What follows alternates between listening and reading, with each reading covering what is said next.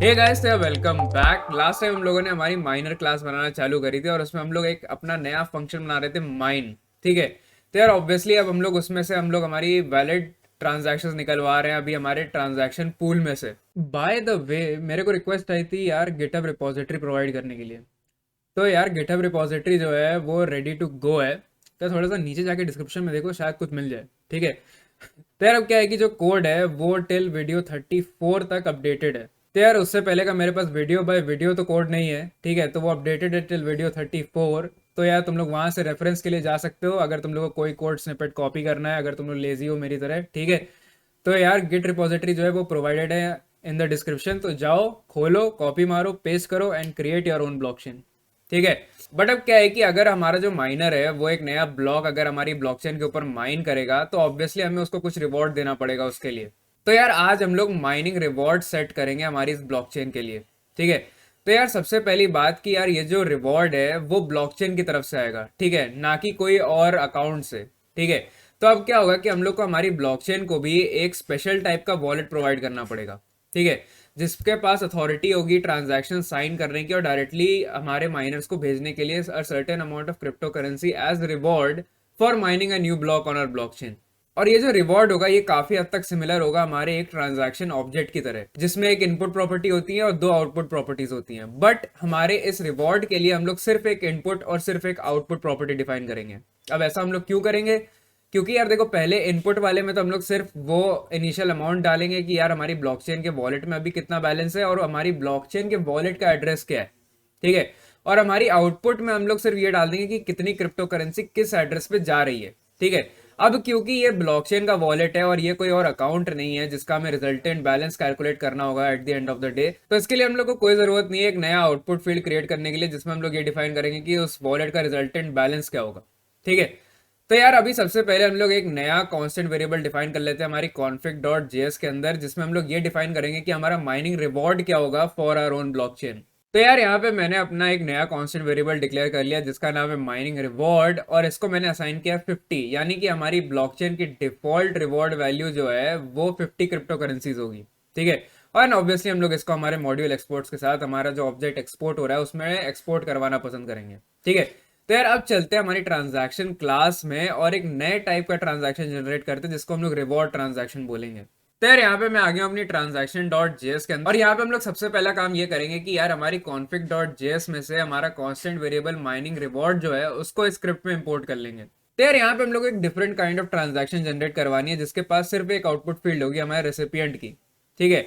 And input field जिसमें हम लोग एक स्पेशल टाइप से वॉलेट असाइन करवाएंगे हमारी ब्लॉकचेन का। तो यार अब क्या है कि इस नई ट्रांजैक्शन को जनरेट करने के लिए जो हमारा मोस्टली कोड जो हम लोगों ने ऑलरेडी पहले से लिखा हुआ है जो कि हमारे न्यू ट्रांजैक्शन फंक्शन के अंदर है वो एकदम सिमिलर ही होगा। ठीक है। यानी कि ये एक नई ट्रांजैक्शन जनरेट कर रहा है और फिर उस हिसाब से आउटपुट्स हमारे लिए पुश कर दे रहा है। ठीक है। तो अब क्या करते हैं यार, एक नया टाइप का हेल्पर फंक्शन बनाते हैं और उसमें वो कोड इंक्लूड कर देंगे जो हमें दोनों टाइप की ट्रांजैक्शन क्रिएट करने में काम आ रहा है। तो यार अब क्या है कि अगर हम लोग कोई हमारी नॉर्मल ट्रांजैक्शन को देखें तो यार उसमें दो आउटपुट जनरेट हो रहे हैं। ठीक है। बट हमारी जो नई वाली ट्रांजैक्शन है यानी कि रिवॉर्ड ट्रांजैक्शन, उसमें सिर्फ एक आउटपुट जनरेट होना है। तो हम लोग क्या करेंगे यार, ये ऊपर का जितना भी कोड है वो एक हेल्पर फंक्शन में डाल देंगे जो कि कॉमन है बोथ में। और उसके बाद हम लोग हमारे आउटपुट जो है वो अलग अलग फंक्शंस में डिफाइन कर लेंगे। ठीक है। तो यार फटाफट चलते हैं और ये नया हेल्पर फंक्शन जो है उसको बना लेते हैं। तो यार यहाँ पे मैंने अपना एक नया हेल्पर फंक्शन क्रिएट कर लिया हमारी इस ट्रांजैक्शन क्लास के लिए जो कि हमारे लिए डायरेक्टली कोई भी टाइप के आउटपुट्स पुश कर देगा हमारे ट्रांजैक्शन के अंदर। ठीक है। तो यार ये आउटपुट स्पेसिफिक नहीं है, यहाँ पे हम लोग कोई भी आउटपुट इसको देंगे, यानी कि मल्टीपल आउटपुट्स भी हो सकते हैं या सिंगल आउटपुट भी हो सकता है और वो डायरेक्टली पुश कर देगा हमारे आउटपुट्स की एरे के अंदर। ठीक है। तो बेसिकली हम लोगों ने यहाँ से कुछ कोड उठाया है और यहाँ पे पेस्ट किया है। ठीक है। अब तुम लोग को यहाँ पे डायरेक्टली दिख रहा होगा कि यार अब हम लोग ट्रांजैक्शन जो है वो ट्रांजैक्शन विद आउटपुट्स फंक्शन के अंदर क्रिएट करवा रहे हैं। ठीक है। पहले ये काम न्यू ट्रांजैक्शन में हो रहा था। उसके बाद हम लोग पहले transaction dot output dot push, यानी कि जो ये नीचे कोड लिखा हुआ है, पहले हम लोग डायरेक्टली मैनुअली आउटपुट क्रिएट कर रहे थे और पुश करवा रहे थे हमारे आउटपुट्स के अंदर। ठीक है। बट अब मैनुअली नहीं करेंगे। ठीक है। अब हम लोग एक फंक्शन के अंदर करेंगे ताकि हम लोग यहाँ पे किसी भी टाइप का आउटपुट डिफाइन कर सके और वो पुश हो जाए हमारे ट्रांजैक्शन के आउटपुट्स एरे के अंदर। ठीक है। तो अभी क्या है कि अभी यहाँ पे हम लोग चाहे तो इसको दो आउटपुट्स भी दे सकते हैं एक एरे के अंदर और एक सिंगल आउटपुट भी दे सकते हैं एक एरे के अंदर। ठीक है। और वो पुश हो जाएगा हमारे आउटपुट्स की एरे में। उसके बाद ऑब्वियसली ये जो साइन ट्रांजैक्शन हम लोग पहले न्यू ट्रांजैक्शन फंक्शन में कर रहे थे, अब वो हम लोग ट्रांजैक्शन विद आउटपुट्स में करेंगे एंड अल्टीमेटली हम लोग यहाँ से ट्रांजैक्शन को रिटर्न करवा देंगे। अब जो न्यू ट्रांजैक्शन फंक्शन में जो हम लोग एडिटिंग करेंगे वो ये होगी कि यार अब हम लोग यहाँ पे पुश नहीं करेंगे मैनुअली, अब हम लोग यहाँ पे हमारा transaction with outputs function use करेंगे। तो यार यहाँ पे हम लोग लिखेंगे रिटर्न और हमारी इस क्लास का transaction with outputs function call करेंगे, इसको हमारा सेंडर वॉलेट प्रोवाइड करेंगे और कौन से आउटपुट्स हमें पुश करवाने हमारे आउटपुट्स के अंदर वो एरे प्रोवाइड कर देंगे। ठीक है, तो अब यहाँ पे इस फंक्शन के लिए जब हम लोग एक नॉर्मल ट्रांजैक्शन क्रिएट करेंगे तो हमारे पास दो आउटपुट्स होंगे जो कि हमारे आउटपुट्स के एरे में पुश हो जाएंगे। ठीक है, अब हम लोग एक नया फंक्शन बनाएंगे जहां पे हम लोग रिवॉर्ड ट्रांजैक्शंस बनाएंगे, जिसमें हम लोग सिर्फ एक आउटपुट ऑब्जेक्ट पास करेंगे हमारी एक एरे के अंदर और वो पुश हो जाएगा हमारी ट्रांजैक्शन आउटपुट्स के एरे के अंदर।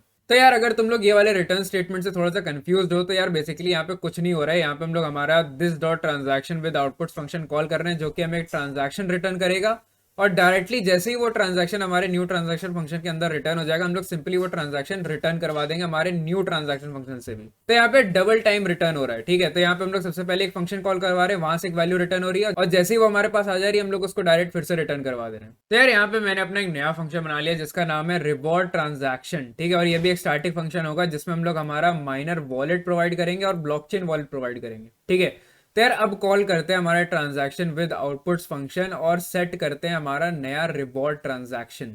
तो यार यहाँ पे हम लोग एकदम सेम तरीके से लिखेंगे रिटर्न और फिर हमारा transaction with outputs function call करेंगे हमारी इस ट्रांजैक्शन क्लास का और इसमें हम लोग प्रोवाइड करेंगे हमारा ब्लॉकचेन वॉलेट, क्योंकि वही वॉलेट एक्चुअल होगा जो कि ट्रांजैक्शन को साइन करेगा।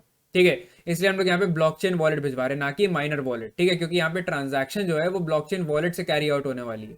ठीक है, और उसके बाद हम लोग फिर एक एरे पास करवाएंगे जिसमें हम लोग सिर्फ एक आउटपुट फील्ड डिफाइन करेंगे। यार यहाँ पे हम लोग एक नया आउटपुट ऑब्जेक्ट बनाएंगे जिसमें हम लोग हमारी अमाउंट फील्ड डिफाइन करेंगे as mining reward and address define करेंगे as miner wallet dot public key.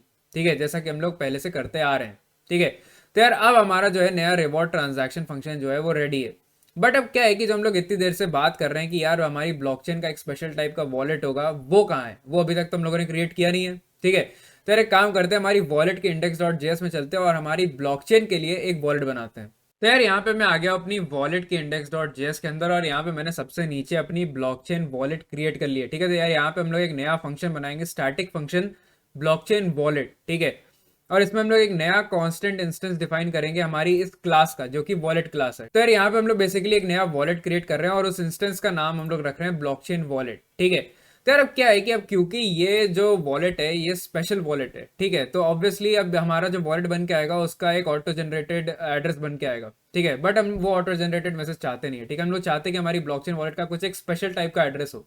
ठीक है, तो यार यहाँ पे मैंने क्या किया है, यहाँ पे मैंने अपनी ब्लॉकचेन डॉट एड्रेस को चेंज कर दिया है टू कोडको ब्लॉकचेन वॉलेट। ठीक है, तुम लोग चाहो तो इसको कोई भी स्ट्रिंग से रिप्लेस कर सकते हो या चाहो तो वो डिफॉल्ट एड्रेस भी यूज कर सकते हो जो वॉलेट से ऑलरेडी बन के आ रहा है। और यार जब हमारी ये इंस्टेंस रेडी हो जाएगी, यानी कि जब हमारी ये ब्लॉकचेन वॉलेट रेडी हो जाएगा तब हम लोग इसको सिंपली रिटर्न करवा देंगे हमारे इस फंक्शन में से। तो यार अब क्या है कि हम लोगों ने काफी रिफैक्टरिंग करी है हमारी ट्रांजैक्शन डॉट जेएस के अंदर, जहां पे हम लोगों ने एक नया हेल्पर फंक्शन बनाया है। ठीक है, तो हम लोगों ने हमारा थोड़ा सा प्रीवियस कोड चेंज भी किया है। ठीक है, तो यार एक बार जरा हमारे कंसोल पे चल के हमारे सारे टेस्ट रन कर लेते कि क्या हम लोगों ने कोई एग्जिस्टिंग फंक्शनैलिटी ब्रेक तो नहीं कर दी है। ठीक है, तो यार फटाफट चलते अपने कंसोल में और npm रन टेस्ट करके एक बार देख लेते हैं। तो यार यहाँ पे जैसा कि तुम लोग देख सकते हो हम लोगों ने अभी तक कोई भी एग्जिस्टिंग फंक्शनैलिटी जो है वो ब्रेक नहीं करी है। तो यार फटाफट चलते हैं हमारी transaction dot test dot JS के अंदर और हमारा नया फंक्शन जो कि रिवॉर्ड ट्रांजैक्शन है उसको टेस्ट आउट करके देखते हैं। तो यार यहाँ पे मैं आ गया अपनी transaction dot test dot JS के अंदर, जहाँ पे मैंने अपना नया टेस्ट जो है वो डिस्क्राइब कर दिया हमारे रिवॉर्ड ट्रांजैक्शंस के लिए।